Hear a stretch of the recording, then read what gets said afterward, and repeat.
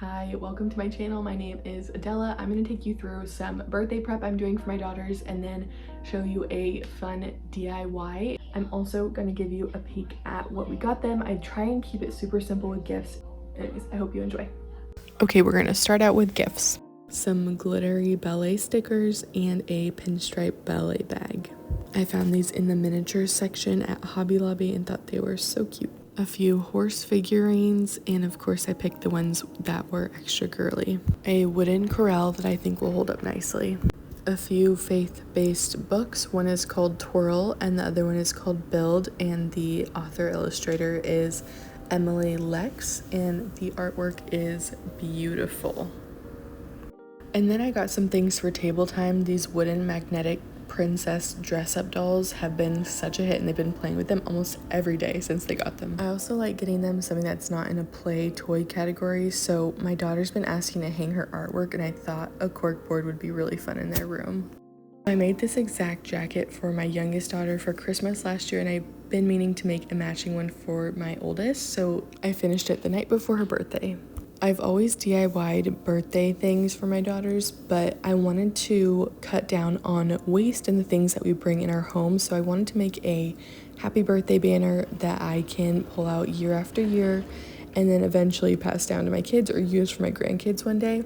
So I found a really easy pattern on Pinterest, and it was actually a free printable pattern, and I think it's something you can do even if you don't have a sewing machine. You can use fabric glue and or hot glue even, but I wanted to do something that will last a lifetime or two and be able to pass this down. So that's why I chose to sew, and I really just enjoy sewing too.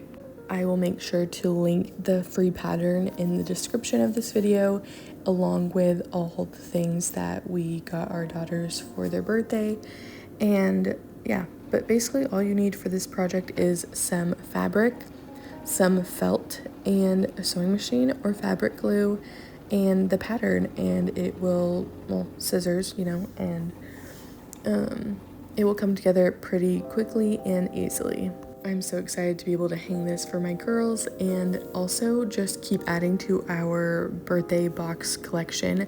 Next on my list is to make some wool birthday crowns or a customized like birthday plate, either ordering it from like Etsy or going to one of those like paint places where you can paint ceramics, and taking a little template with me and painting it myself. Here's a peek at the finished product of the birthday banner, bunting, whatever you want to call it.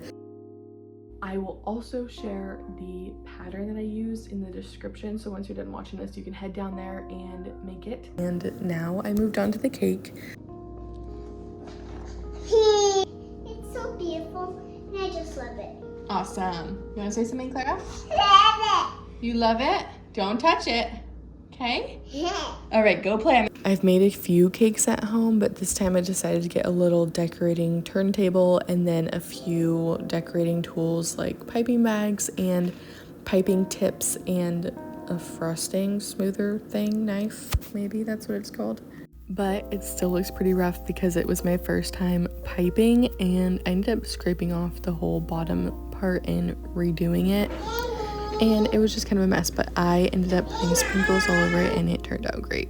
Anyways, thanks for watching. I hope you were able to grab some inspiration from even just a little part of this video. And if you like this video, I hope you consider sticking around and subscribing. Anyways, see you next time.